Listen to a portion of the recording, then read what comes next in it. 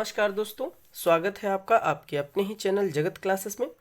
आज हम लोग बात करने जा रहे हैं चैप्टर 4 द रैट ट्रैप, जिसको लिखा है सेल्मा लेगरलॉफ ने। दोस्तों, इसके हम शॉर्ट क्वेश्चन आंसर दे चुके हैं, अगर आपने नहीं देखे हैं तो वो देख सकते हैं। और आज हम लोग बात करेंगे लॉन्ग क्वेश्चन आंसर की। इस चैप्टर से दो बहुत ही इंपॉर्टेंट जो लॉन्ग हैं वो हम आपके लिए लेकर आए हैं।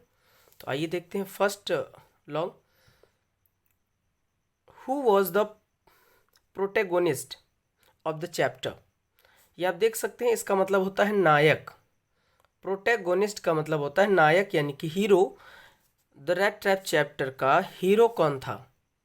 सभी को पता, अगर स्टोरी पढ़ी है तो सभी को पता होगा कि इसका हीरो कौन था। वॉट वॉज हिज कंडीशन, उसकी कंडीशन कैसी थी, स्थिति कैसी थी। And how was he struggling for the survivals, और वह जो है जीवन यापन के लिए यानी कि जीविका के लिए किस प्रकार संघर्ष कैसे उसने किया या कैसे संघर्ष कर रहा था। Describe explaining his philosophical thought.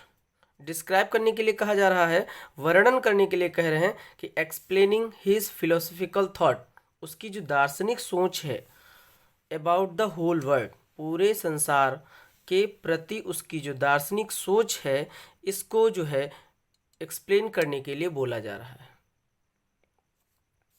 तो आंसर देखेंगे कि द प्रोटैगोनिस्ट यानी कि नायक ऑफ द चैप्टर, इस चैप्टर का, किस चैप्टर का? The rat trap was the rat trap seller. Rat trap chapter का जो नायक है वो है रैट ट्रैप सेलर, चूहेदानी बेचने वाला। He was a tall man, वह एक लंबा व्यक्ति है, मतलब टॉल है। Who had his own imagination, जिसकी एक खुद की सोच है या कल्पना है अबाउट द वर्ल्ड के बारे में, उसकी खुद की एक सोच है। वो कौन सी है वो आगे बात करेंगे। He wore rag and hunger gleamed in his eyes. He wore, उसने पहन रखे हैं। रैग्स का मतलब होता है फटे पुराने कपड़े, फटे पुराने कपड़े। एंड हंगर ग्लीम्ड, और जो भूख है, इन हिज आइस लिखा है, ग्लीम्ड इन हिज आइस, उसकी आंखों में झलक रही है। उसने जो है फटे पुराने कपड़े पहन रखे हैं और भूख से उसकी आंखें जो है मतलब बता रही हैं उसकी आंखें कि वो बहुत ही भूखा हुआ है, भूख उसकी आंखों पर झलक रही थी। ही वेंट अराउंड, इवेंट, ये उसकी कंडीशन समझ सकते हैं क्या थी। पहले बताया गया कि प्रोटोगोनिस्ट कौन था, सीधा सीधा बता दिया गया कि रैट ट्रैप सेलर था। अगला क्वेश्चन जो था व्हाट वाज द कंडीशन, तो ये कंडीशन की बात की गई। अब है how was struggling for the survival, वो आंसर हम देखेंगे कि तो he went around selling small rat traps. जो वेंट अराउंड का मतलब है जो घूम घूम करके, सेलिंग बेचा करता था, स्मॉल रैट ट्रैप्स छोटी छोटी चूहेदानियाँ, ऑफ वायर्स तार की बनी हुई छोटी छोटी चूहेदानियों को वह घूम घूम कर बेचा करता था। विच ही बेग्ड, जो उसे मांग कर मिलते थे, from the stores and big forms, बड़े बड़े फॉर्म से और स्टोर्स से जो उसे मांगने से मिलते थे, वह उनसे जो है छोटी छोटी चूहेदानी बना करके घूम घूम कर बेचा करता था। बट, लेकिन this business was not profitable, लेकिन ये जो बिजनेस था चूहेदानी बेचने वाला, ये कुछ खास प्रॉफिटेबल नहीं था, मतलब लाभदायक नहीं था, सिर्फ काम चल जाता था उसका। he had to resort to begging and petty thievery for his survival। उसे अपने जीवन यापन के लिए या अपनी जीविका के लिए, उसे अपनी जीविका के लिए छोटी छोटी जैसे चोरियां और भीख मांगने का उसे सहारा लेना पड़ता था। रिजॉर्ट टू का मतलब है सहारा लेना, तो उसे अपना जीवन यापन करने के लिए भीख का और छोटी मोटी, पेटी का मतलब छोटी मोटी चोरियों का, रिजॉर्ट टू सहारा लेना पड़ता था। इस तरह वो अपना जीवन यापन करता था। यहाँ पे लिखा है स्ट्रगलिंग फॉर द सर्वाइवल, जो पूछा गया है उसी का आंसर यहाँ पर है। ही लीड्स अ सैड, वो लीड करता था यानी कि वो एक ऐसा जीवन बिताता था, सैड यानी कि दुखी, और डल और नीरस सीधा सीधा लिखा हुआ है नीरस, अर्थात एक ऐसा जीवन जिसके जीवन में कोई रस ही ना हो, यानी कि कोई आनंद ही ना हो। Like life like that of a vagabond, एक फेरी वाला। वेगाबॉन्ड का मतलब हम कह सकते हैं कि फेरी वाले का जीवन, फेरी वाले की तरह वो एक जीवन व्यतीत करता था जो बहुत ही दुखी और नीरस भरा था। हिज फिलोसफिकल थॉट, अब एक और क्वेश्चन आगे बढ़ा दिया गया है कि उसकी जो है फिलोसफिकल यानी कि दार्शनिक विचार या दार्शनिक सोच क्या थी संसार के बारे में। तो इसमें एक, ठीक है, 2, 3 और 4 क्वेश्चन पूछे गए हैं। तो अब लास्ट में देखेंगे कि उसकी दार्शनिक सोच कैसी थी। तो हिज फिलोसफिकल थॉट, उसकी दार्शनिक सोच about the whole world was that the whole world is just like a big rat trap. उसकी जो दार्शनिक सोच थी संसार के पूरे विश्व के बारे से संबंधित या विश्व के बारे में वॉज दैट की द होल वर्ल्ड यानी कि जो पूरा संसार है is just like a big rat trap, एक बड़े से चूहेदानी के समान है। ये जो उसने कहा कि जो संसार है ये एक बड़ी चूहेदानी के समान ही है। उसने वर्ल्ड की तुलना जो है पूरे संसार से कर दी।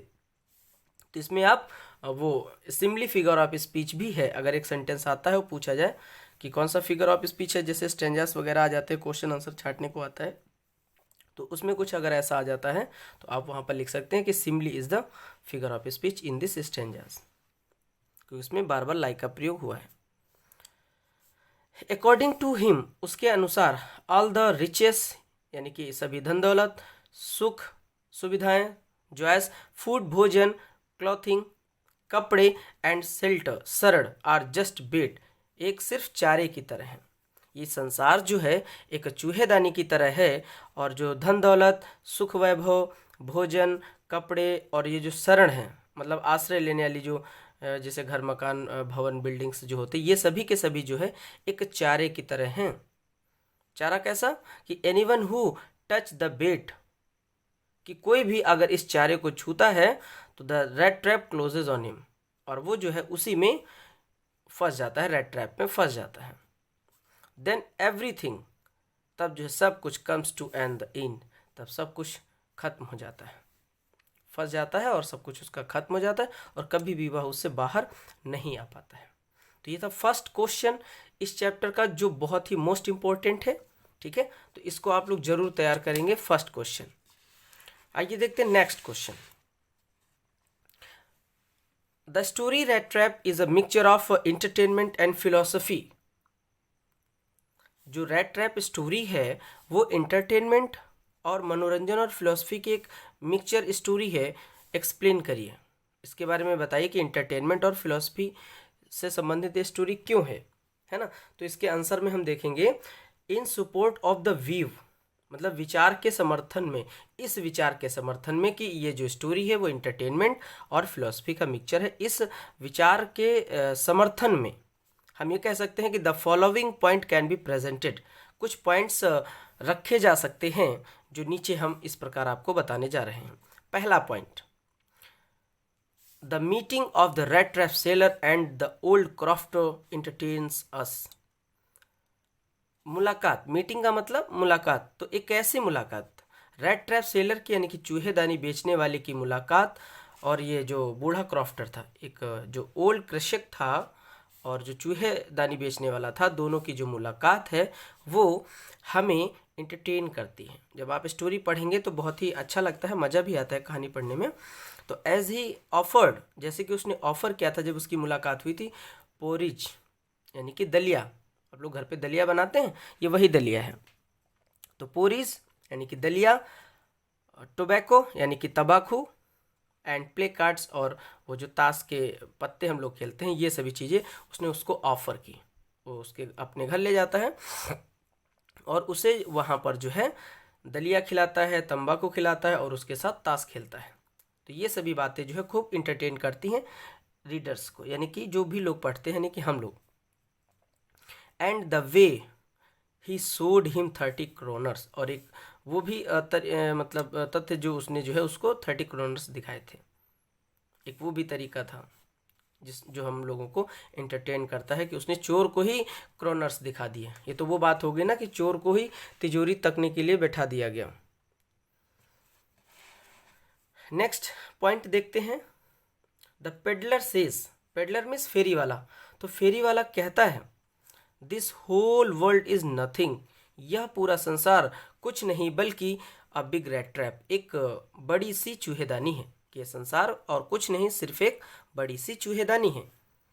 All the good things that are offered, सभी जो अच्छी वस्तुएं हैं, दैट जो आर ऑफर्ड टू यू, जो आपको ऑफर करती हैं, मतलब फंसाती हैं, you nothing but like bait like cheese and pork in the rat trap.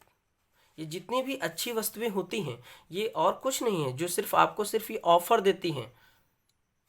ये है कुछ नहीं बल्कि क्या है, एक चारे की तरह है। जितनी भी अच्छी वस्तुएं हैं ये सभी की सभी कुछ ना होकर के बल्कि एक चारे की तरह है। जैसे कि कैसे चारे की तरह, तो लाइक चीज, यहाँ पे देखिए लाइक आया है, ठीक है। Simply is a figure of speech in this stanza कह सकते हैं। तो चीज, पनीर एंड पोर्क, तो सुअर के मांस और पनीर की तरह है ना। एक चारे को कहा गया है, चारे को यहाँ पे डिफाइन किया गया कि चीज चारा कौन सा, जैसे कि पनीर और सुअर का मांस। इन द रैट ट्रैप, चूहेदानी में सुअर का मांस और पनीर, ये वो हम लोगों को ऑफर करते हैं कि फंसने के लिए, है ना। Set out to drag a poor fellow into trouble, और जो गरीब लोग होते, पुअर फेलोज, जो गरीब लोग होते हैं, इसी लालच में फंस करके खिंचे आते हैं इनटू ट्रबल्स, और परेशानियों में फंस जाते हैं। लालचवश जो है इस पनीर और सुअर के मांस जैसे चारे को छूने के लिए, यानी कि लेने के लिए आते हैं, और जो है उसी में जो है फंस जाते हैं, और समस्या मतलब उसमें फंस जाते हैं, और जिससे उन्हें समस्याओं का सामना करना पड़ता है। तो ये सेकंड पॉइंट था। एक पॉइंट हम और बताएंगे आपको इस चैप्टर का, last point. When the iron master asks the peddler to leave his house, जब आयरन मास्टर ने यानी कि लौहपति ने पेडलर से, फेरी वाले से ये कहा, मतलब क्या कहा कि लीव हिज हाउस, कि उसका घर छोड़ने के लिए। भाई उसको अच्छा नहीं लगा, रात्रि में वो है उसे अपना मित्र बना करके ले आता है। उस पेडलर की जो शक्ल है वो आयरन मास्टर के फ्रेंड्स से मैच करती थी। तो रात्रि में उसने देखा, उसने सोचा ये हमारा मित्र है, तो वह उसे अपने घर ले आता है। लेकिन जब उसे पता चलता है दिन के उजाले में, जब उसका मतलब फिनिशिंग करवाता है, साफ सफाई करवाता है, दाढ़ी वाड़ी कटवाता है, तो उसे पता चलता है कि वो उसका दोस्त नहीं है बल्कि कोई और है। तो वो उससे जो है अपने घर से जाने के लिए कहते हैं। तो यह लिखा है कि जब आयरन मास्टर ने फेरी वाले को अपने घर से जाने के लिए कहा, तो his daughter gives philosophical argument, तब उसकी बेटी ने जो दार्शनिक तर्क रखा। वो कैसा तर्क था कि it was all a mistake of course, बिल्कुल ये मतलब बिल्कुल ये एक गलती ही थी कि उसे हम अपने घर ले आए जबकि वो उसका मित्र नहीं था। फिर भी बट लेकिन एनीवे, लेकिन फिर भी, बट एनीवे मतलब लेकिन फिर भी, I don't think we ought to chase away a human beings, मतलब फिर भी हमें ये नहीं भूलना चाहिए कि वी ऑट टू चेस, ठीक है, जिसको हम ही ने जो है ऑफर किया था ह्यूमन बींग्स को, उसको भगाना नहीं चाहिए। हम यहाँ पे कह सकते हैं भगाना। We ought to chase away human beings but we have, हमें किसी भी तरह से जो है इस मनुष्य को यानी कि ये जो पेडलर था इसे भगाना नहीं चाहिए। whom, जिसको we have asked to come, जिसको हम ही ने आने के लिए बोला था, हेयर यहाँ पर, एंड टू whom, और जिसको वी हैव प्रोमिस्ड, और जिसको हम लोगों ने प्रॉमिस किया है, क्रिसमस चेयर्स, क्रिसमस पार्टी के लिए कह सकते हैं, क्रिसमस भोजन के लिए कर सकते हैं। वी ऑट, तो इसका मतलब क्या हुआ, ये 3 पॉइंट हमने आपको दिए इस चैप्टर से जो एंटरटेनमेंट भी कराते हैं और फिलॉसफी। क्वेश्चन में क्या था देखिए, फिलॉसफी और एंटरटेनमेंट। तो पहले जो पहला पॉइंट था, ठीक है, वो कैसा था, एंटरटेनमेंट वाला था, ठीक है। दूसरा कहीं ना कहीं वो अपनी फिलोसफिकल थॉट देता है, कि ये जो संसार है एक बड़ा सारा ट्रैप है, इसमें जो चारा है वो पनीर और सुअर के मांस की तरह है, जो भी गरीब व्यक्ति इसको छूने के लिए जाता है, इसमें बताया जा रहा है, वो उसमें फंस जाता है और अपनी समस्याओं से घिर जाता है। और लास्ट वाले में भी उसने अपनी फिलोसफिकल थॉट दी है, उसकी लड़की ने एक फिलोसफिकल थॉट दी थी। तो ये 2 क्वेश्चन जो थे इस चैप्टर से बहुत ही इम्पोर्टेंट है। और इसका जो फर्स्ट है कि who was the protagonist of the chapter, कि इस जो चैप्टर का नायक कौन है, और इसमें 4 क्वेश्चन हैं। एक ये हो गया, दूसरा आपका यहाँ तक है, तीसरा ये है और चौथा लास्ट में है। इस वजह से ये इस चैप्टर का बहुत ही मोस्ट इम्पोर्टेंट क्वेश्चन है। तो आप लोग इसे तैयार कीजिए, अपनी कॉपी पर नोट कीजिए। अगर आपको ये वीडियो अच्छा लगा है तो लाइक और सब्सक्राइब जरूर कीजिएगा और अपने फ्रेंड्स तक शेयर कीजिएगा। तो मिलते हैं एक नए वीडियो के साथ, तब तक के लिए नमस्कार। Thank you for watching my videos.